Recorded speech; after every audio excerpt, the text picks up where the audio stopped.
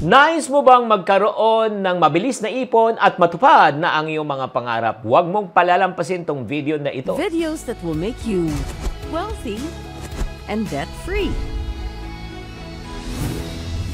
Alam nyo ba na pwede kayong magkaroon ng ika nga ng 60,000 pesos ngayong taon na ito? O, paano yan? Ano itong gagawin natin? Magkakaroon tayo ng isang maliit na workshop. At tuturuan ko kayo kung paano ko ito ma-achieve to. Kaya nga, may I request. Una, remove any form of distraction. Number 2, kumuha kayo ng papel at ballpen. I want you to start writing down kung paano natin makakaipon ng mabilis. Okay, una, gusto kong gamitin po natin yung tinatawag natin na smart technology. Di ba pag nag-goal set, kailangan marunong ka ng smart. Alam po naman natin smart. Specific, measurable, achievable, relatable, or relevant, at the same time, time-bounded. Gagamitin po natin itong technology na ito sa pag-iipon. Maraming nagtatanong nga, Chinky, ba't ba ang daming nakakaipon ng mga iponaryo? Kasi nga, may dinevelop po kaming isang ipon box. Hindi ko lang alam kung napabalitaan nyo itong ipon box na napapanood nyo na sa TikTok. Ayan, ayan. Ang dami na pong gumagamit, ang dami na po nakakaipon sa ipon box na yan. So ngayon, papakita ko po sa inyo kung paano ko ginamit ang smart technology sa ipon box na ito. Okay. Ang first po, yung tinatawag natin specific.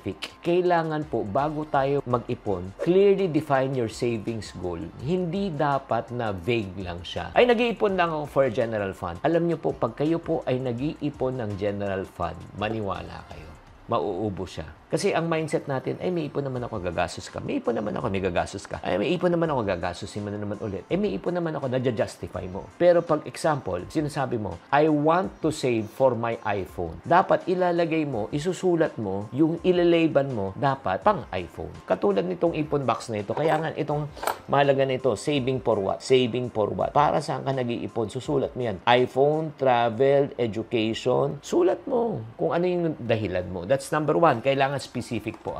Again, M. Ang M naman po, kailangan measurable.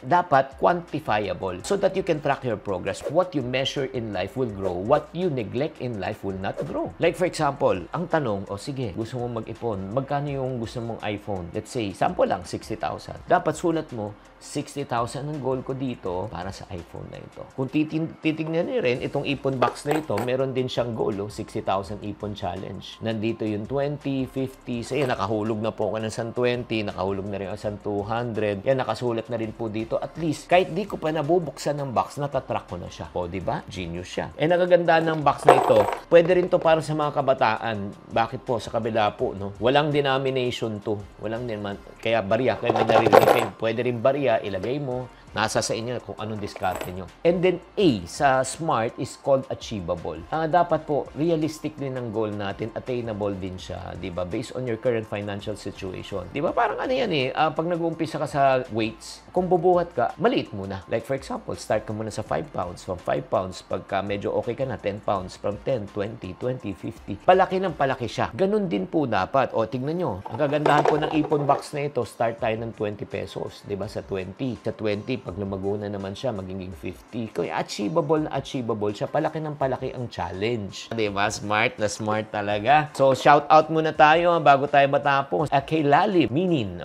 si Krista Beronia, si Joyce Asuncion, at the same time si Maria Mercedes de Gracia. Maraming salamat po. Now, let's go to letter R. Letter R naman po, ang tawag niyan, relevant po. Yung savings goal mo, align sa mga pangarap mo. Diba? Dapat may connection, dapat may inspirasyon, dapat may motivation. Yun, importante talaga. Kaya nga, ang tanong ko po sa inyo, may relevance ba yung ano mo? Like for example, ang hugot ng ibang tao makalabas lang sa utang. Ang mga hugot ng ibang tao ay like for example, makabili ng bahay, sasakyan. Kaya nga kung ano yung gusto mo, dapat nakasulat doon. Another word for R is what we call as what? Realistic. Ito, realistic siya. 20 pesos lang, pwede ka na mag-umpisa. Realistic ba na kaya mo mag-umpisa ng 20? Of course. Diba? And T. Ano yung T? Time-bounded po siya. When you say time-bounded, dapat mo may deadline. Hindi nyo ba napapansin? Pag nagkakaroon ng deadline sa exams, sa project, gumagaling tayo, bumibilis tayo. Bakit? Nagkakaroon kasi ng sense of urgency. Ang kagandahan, again, ulit ng ipon box na ito, may timeline, no? Start date and end date, para may deadline ka. Kaya super effective po tong ipon box na ito. Ang dami na pong natulungan. Umpisa na po natin kay Ligaya Heart Vlogs. Madali lang daw makaipon.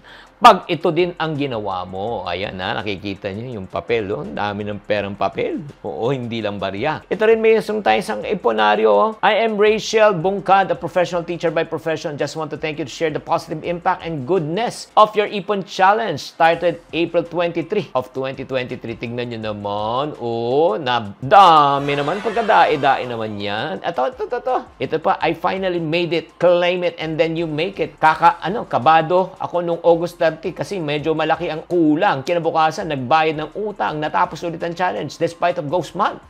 Pero medyo madugot ang challenge, no? Kasi sinabayan pa ng invisible 1,000 bill ang challenge. Tingnan mo na, puno niya! Birthday gift niya kay mama. Ay, grabe naman napuno niya. From 20 up to 1,000. So, pag napuno yan, 60,000 pesos. Kaya tingnan niyo itsura. Wow! Grabe, galing.